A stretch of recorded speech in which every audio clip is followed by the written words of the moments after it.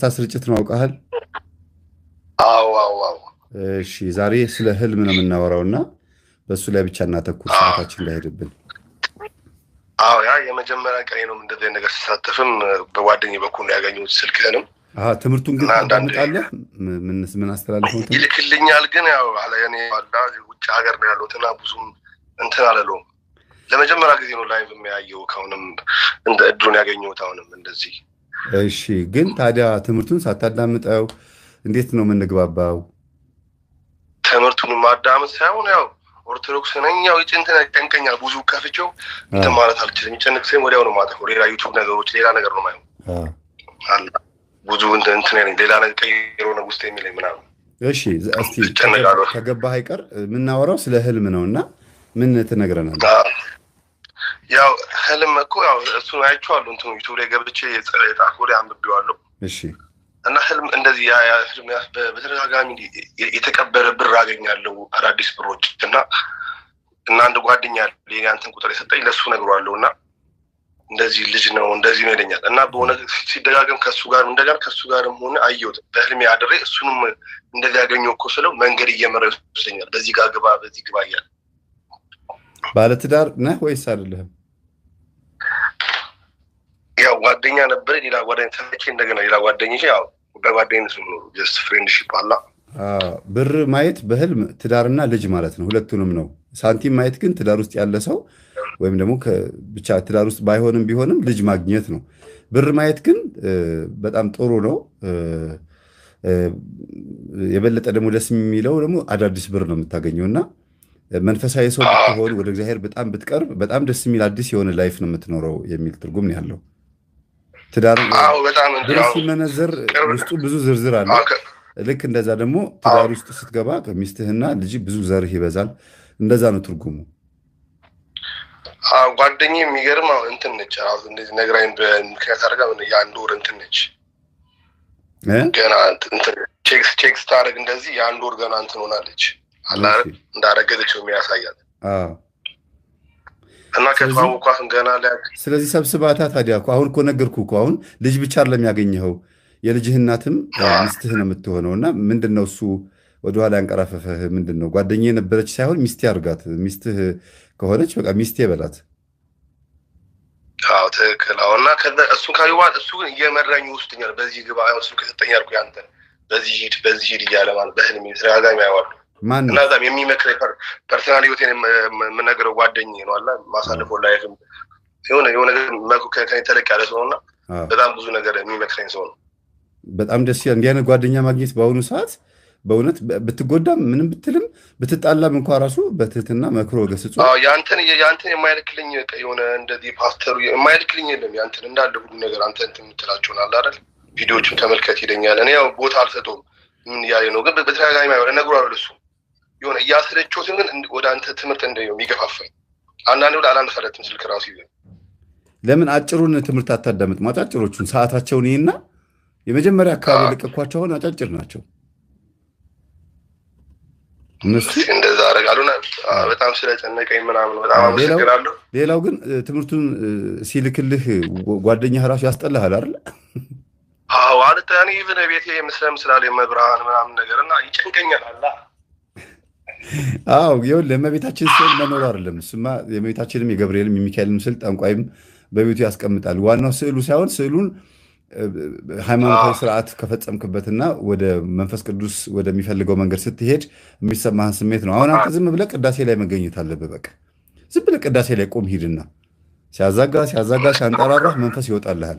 ከዛ ውልቅ ብሎ ሲሄድ እንደዛ ነው። ወደዛ ማያስጠጋኝም እኮ ነው እኮ አላ ቸርች ራሱ ኢቭን እዚህ ካለበት ሀገር አንዴ ነው ምናምን ወደ 4 ዓመት ምናምን በስደት ካለው 21 ሰግደተኛ በቃ ዝም ብለህ በቃ አባታችን እያልክ በአፍህ 21 ሰግደተኛ።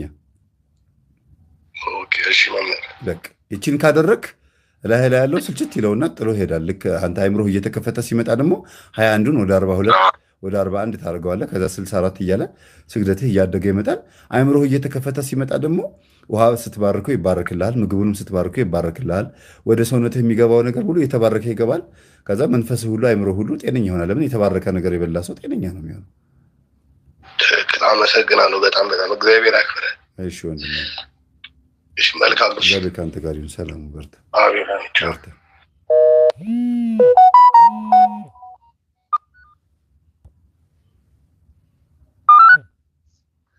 ሄሎ አቤት። ሄሎ፣ እንዴት አመሽ?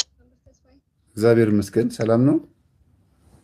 እግዚአብሔር ይመስገን አለው። ዛሬ ስለ ህልም ነበር የምናወራውና እሺ እና አብዛኛው ጊዜ እኔ በህልሜ ማለት ነው የሆኑ እርኩሳን መናፍስት ይመጡብኝና ሁሌ ማለት ነው በስላሴ ስም፣ በቅዱስ ገብርኤል ስም፣ በቅዱስ ሚካኤል ስም እያልኩኝ ጸበል ስረጭ አጠገቤ ደርሰው ማለት ጸበል ስረጭ ነው የማየው ብዙ ጊዜ በተደጋጋሚ። ስለዚህ በጣም ይሄ ግልጽ ነው። ምንም እኮ ፍቺ የሚያስፈልገው ነገር አይደለም። በጣም ግልጽ የሆነ ነገር ነው። በነገራችን ላይ የመጀመሪያ ጊዜ ክርስትና የጀመርንበት ወይ ማለት ጾም፣ ጸሎት፣ ስግደት የሚባለውን የክርስትና ህይወት ማለት ነው ከኦርቶዶክስ ከመሆን ቀጥሎ መንፈሳዊ ህይወት የሚባለውን ህይወት ስንጀምር መጀመሪያዎቹ ጊዜ የምናያቸው ህልሞች ቅዠት ነው። ይሄ ገደላ ገደል መሮጥ፣ መባረር፣ መሳደድ፣ መጨናነቅ፣ ውሻ ሲያሳድን ሲጮህብን ምናምን ማየት ነው። ከዛ ቀጥሎ ግን ምን ይሆናል? አሁን እንደምትየው መንፈሶቹን እያየሻቸው በጸበል ስትረጫቸውና ስትገስጫቸው፣ ከዛ መልአክ ማየት፣ ቅዱሳንን ማናገር፣ ከዛ ቀጥሎ ደግሞ መጪውን ጊዜ እንዴት መሄድ እንዳለብሽ ጥቆማ ይሰጡሻል፣ ይነግሩሻል። እና ይሄ በጣም ትልቅ መገለጥ ነው። ደስ ይላል። እንደው ራእይ መገለጥ ባይባልም እንዳንቺ ግን እንዳለሽበት ግን አንድ ደረጃ ከፍ ማለትን ስለሆነ መጠንከር አለብሽ ብዬ ነው የማስበው። ስግደት ታበዣለሽ?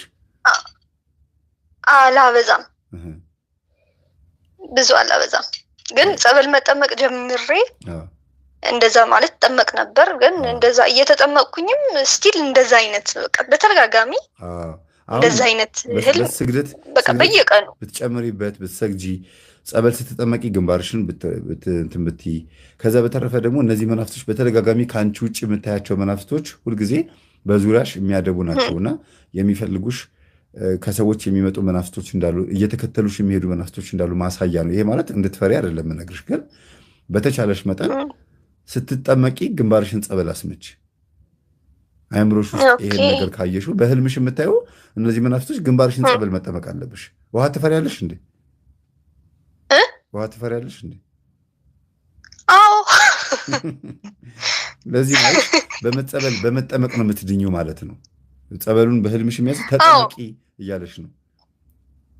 ኦኬ። አዎ። አይ ውሃ በጣም ጸበል ስጠመቅም በጣም ፈርቼ በቃ ከነካኝ በደንብ እንትን ካልኩኝ በኋላ ነው ትንሽ እንትን ሆነው እንጂ በጣም ፈራለሁ። ስለዚህ ገላሽን ልትታጠቢ ስትይ ሽንት ምናምን ይመጣል ማለት ነው። ፍርሃት? አይ በሙቅ ውሃ ሙቅ ሆኖም በፍርሃት ነው የምታጠበው። እኮ ቀዝቃዛ እና ምን ታደርጊያለሽ? እንደምንም ብለሽ እጅሽንም ታስረሽም ቢሆን ግንባርሽን ጸበል አስመች። ፊት ለፊት መንፈሱን ታገኘዋለሽ። በቃ ፍልሚያው የሚጀምረው የዛን ሰዓት ነው የምትድኝው። እሺ። ሌላ ደግሞ አንድ ልጨምር። በህልሜ ያየሁት ማለት ነው የመምህር ግርማ በዚህ ጊዜ አንድ ቀን ብለህ ነበር፣ በቅርቡ አገልግሎቱ ይጀምራሉ ምናምን ብለህ ነበር። በፊት በዩቲዩብ ላይ ማለት ነው። አይ ያሁኑ ተቋርጦልን ነበር። ኦኬ። አዎ የሆነ ፕሮግራም ላይ ሂዱና እንደዚህ። ከዚያ ያኔ በቃ እስኪ መቤቴ ፍቀጂልኝ በቃ መሄድ ከሆነ በህልም ያሳይኝ ምናምን ብዬ አልፏል። የመጀመሪያው እሑድ አልፎ በሌላው ቀን ግን በህልሜ የምናየው ወደ እሳቸው የሚያጠምቁበት እኔና ጓደኛዬ ሄድን። ስንሄድ ግን መዓት ሰው ተሰብስቧል። የቤተክርስቲያኑ አጥር ደግሞ ካጥሩ ላይ ማለት ነው የሆነ ጠንቋይ ተንጠልጥሏል። እዛ ቁጭ ብሎ ሊያይ ሰው እያየ ማለት ነው። ሰዎቹን እኛን ያይናል። አዎ። ከዚያ አንድ እግሩ ደግሞ የእባብ ነው። እኔ በጣም ፈራው ሳየው፣ በጣም ፈራውና እቺ ጓደኛዬ ይዤ በጣም ተጨናነኩኝ። ከዚያ ምን አደረኩኝ? በጣም ሰው አለ፣ ግፍ ያለ ከሱ እይታ ለመውጣት ብዬ ወጥቼ ወደ ሌላ የሆነ አጥር አለ፣ እንደገና ወጥቼ ወደ ሌላ ቦታ ቀየርኩኝ። ከዚያ ስቀይር ወረደ ጠንቋዩ ወርዶ እንትን ለጓደኛዬ የሆነ እንትኑ አንድ እግሩ እባብ ነበር እና ከእባቡ ተቆርጦ እሷ በላችሁ ሲያበላት። ከዛ እኔ በጣም ደንግጬ ወጣውና ወጥቼ ከቤተክርስቲያኑ በሌላ መንገድ ሲሄድ ደግሞ እብዶች ነበሩ። የሆነ እብድ ነበርና የያዝኩት የመጥምቀ ዮሐንስ ጸበል ነበር በሃይላንድ ይዤ ሲሄድ ከዛ ልመለስ አልኩኝና በቃ አይ ስመለስ ካየኝማ በጣም ይጎዳኛል፣ ከኋላ ነው የሚሮጠው ብዬ ቀጥ ኮስተር ብዬ በቃ ልክ ሌላ ሰው እኮ ምንም ኮስተር ብሎ እያለፈ ነውና ኮስተር ብሎ ሲያልፍ እኔም እንደዛ ብዬ ሳልፍ 12 አይ እሷማ ተው 12 ናት 12 ብሎ ጸጣልኝ። እኔም አለፍኩኝ። ከዚያ እንደገና ስመለስ በዛ መንገድ ደግሞ ስመለስ ያ እብዱ ሙቶ እንደገና ያ የዛኛው ጠንቋይ እግሩ መጥቶ ፖሊሶች ሲጫወቱበት እግሩ ተቆርጦ ማለት እሱ ሙቶ ጠንቋይ ሆኖ ሙቶ እንትኑ ሲጫወቱበት እግሩ እንደ ኳስ ሲጫወቱበት አየውና ስነሳ የሆነ የእውነት ነው የመሰለኝ። በቃ የሆነ በጣም ተንቀጥቅጬ በቃ ተነስቼም ከእንቅልፌ ተነስቼ የመምህርን ትምህርት ስታዳምጪ እዛ ልሂድ አልሂድ እያልሽ ትጠራጠሪ ነበረ? እዛ ቢሄድ ምናምን ይሆናል ነው አይደለም እንትን እንጂ በጣም መሄድ ፈልጌ ያኔ እባክሽ በቃ ፍቀጅልኝ እንዲሄድ ቦታውም ደግሞ አላወቅኩትም እና ከዛ በቃ መሄድ ከሆነ በህልሜ ያሳይኝ እባክሽ ጸልዬ ነበር የተኛሁት። እሷ ታውቀዋለች? ጓደኛ ከዛ እንደዚህ ጓደኛ አለች። ታውቀዋለች ወይ? አታውቀውም። እሷ ጭራሽ ሌላ ነው እምነቷ። አሁን ወደ እንትኑ ንምጣና ወደ ቁም ነገሩ ንምጣና እዛ እንዳትሄጂ ነው መንፈሱ መጀመሪያ ሲከላከል የነበረው። ግን አብሮሽ ተከትሎሽ መጥቶ ነበረ። አንቺ አሸንፈሽው ሄድሽ። እንግዲህ የህልሙን ነው የምነግርሽ። አሸንፈሽው ሄድሽ እና ጠንቋዩ ኦልሬዲ እዛ ተይዟል፣ ታስሯል ማለት ነው። ዛፉ ላይ ተንጠልጥሎ ከሰዎች ወጥቶ ዛፍ ላይ ይንጠለጠላል ቢለው ነገር የአቡነ ተክለ ሃይማኖት ገድል ላይም አለ። አቡነ ተክለ ሃይማኖት ጸበል በሚያጠምቁበት ሰዓት ከሰውየው ላይ ወጥቶ ዛፍ ላይ ተደበቀ ይላል እና ሰውየው ተፈወሰ። ከዛ ወደ ቤቱ ሲሄድ እንደገና ከዛፍ ወርዶ ደግሞ እንደገና መልሶ ሰውየውን ያዘው እና ተክልዬን እንደዚህ እያደረገ አሰቃያቸው የሚል ባለፈውም በተደጋጋሚ እናገራለሁ ይሄን ነገር እና መጨረሻ ላይ ግን ያዙት እና ይሄ መንፈስ አንቺ ላይ ያለው መንፈስ እንዳይቃጠልና እንዳይያዝ ቡዳ አይነ ጥላ ሲባል አቤት ብሎ ላለመጮህ ቀድሞ ካንቺ ወጥቶ ዙሪያውን አካባቢውን ሲቃኝ ነበረ። አንድ እግሩ እባብ፣ አንድ እግሩ ደግሞ የሰው እግር የሆነው ደግሞ አቅጣጫሽን ለማስቀየር መንገድሽን ለማስቀየር ማሳያ ነውና ይሄ እባቡ የቤተሰብ ዛር ነው። አንደኛው ደግሞ በአንደኛው በኩል ያለው ደግሞ ከተወለድሽ በኋላ የመጣብሽ መንፈስ መሆኑ ማሳያ ነውና ግን ከህዝቡ ወጥተሽ ደግሞ ለብቻሽ በምትሆኝበት ሰዓት ከዛፉ ወርዶ ጓደኛሽ ልቻል አብራሽ የነበረችው እኮ እሷ ደግሞ አንድ እግሩን ያበላታል ያልሽው ይሄ እግር መብላት ማለት እግር እንግዲህ መንገድ ተጓዥ ነው። ሌላ ሃይማኖት ማለት ነው። ሌላ አቅጣጫ፣ ሌላ መንገድ፣ የሌላ እምነት ትምህርት ነው የምትማረው። ያ በአይምሯ ሄዳ እዛ እምነት ውስጥ የምትማረው ትምህርት የእባቡን ስጋ እንደመብላት ነው የሚቆጠረው። ለምን የአጋንንትን ምግብ የአጋንንትን ትምህርት የሚቀበሉ ይላል እኮ መጽሐፍ ቅዱስ ሲናገር ይህ የአጋንንት ትምህርት ነው ይላል። ስለዚህ እንደ ምግብ ነው የሚቆጠረው። ስለዚህ እህትሽ ማነው ጓደኛሽ ያንን የአጋንንቱን አንደኛውን እግሩን መብላቷ ሌላ አቅጣጫ፣ ሌላ መንገድ፣ የእሷ መንገድ በፍጹም ከአንቺ ጋር የሚሄድ አይደለም። የአንቺም የራስሽ መንገድ ራሱ በተሳሳተ መንገድ ነበር የሄድሽው። ገባሽ? ግን ብትሄጅም በዛ በኩል ብትሄጅም ግን ቅዱስ ሚካኤል እየጠበቀሽ እንደሆነ ማሳያው 12 ያለው እብዱ ራሱ ቅዱስ ሚካኤል ጠባቂሽ እንደሆነ ማሳያ ነው። ኦኬ እና ይሄ ነው እንዳትሄጂ እንዳትፈወሺ ያለው መንፈስ። መጨረሻ ላይ ፖሊሶቹ በጠንቋዩ እግር ሲጫወቱበት ያየሽው ደግሞ ፖሊሱ የተባሉት ደግሞ መላእክቶች ናቸው። በጊዜ መላእክት በፖሊስ ነው የሚመሰሉት። አሁን ባለንበት ዘመን በድሮ በወታደር ይመሰላሉ። ወታደር ተመስለውም ይገለጡ ነበርና ፖሊሶች የተባሉት ይሄ የጠንቋዩን እግር ማለት ይሄ አሁን እኛ የምናጋልጠው መንገድ ማለት ነው። እኔ አሁን በአደባባይ አይደል ያወጣሁት? ይኸው እያጋለጥኳቸው አይደለም? ያ ማለት ነው። ፖሊሶቹ ሲጫወቱበት ያየሽው ይኸው በአደባባይ ሚስጥሩ ዘከዘክንበት። ምንም በቃ አዲስ ነገር የለም። ሲፈራ ስንት ዘመን ሙሉ ሲፈሩት የነበረ ጠንቋይ ደብተራ ሲፈራ የነበረ ይኸው በአደባባይ አሰጣንለት፣ አወጣ ነው። መጽሐፍ ቅዱስም ይናገራል። በመጨረሻው ዘመን ወደ ግልጥ የማይመጣ የተሰወረ የማይታይ የተከደነ ነገር የለም፣ ሁሉ ነገር ወደ ግልጥ ይመጣል ነው የሚለው ማቴዎስ ወንጌል ላይ። ስለዚህ ያ በአደባባይ እግሩን ሲጫወቱበት ያየሽው እንደዚህ መምህርም እያሰሩ ወደ ሲኦል የሚሸኙት እኛም እዚህ በአደባባይ ስራውን የምናጋልጠው ሆኖ በቃ ተራ ነገር ሆነ ማለት ነው። ይህን የፈራሽው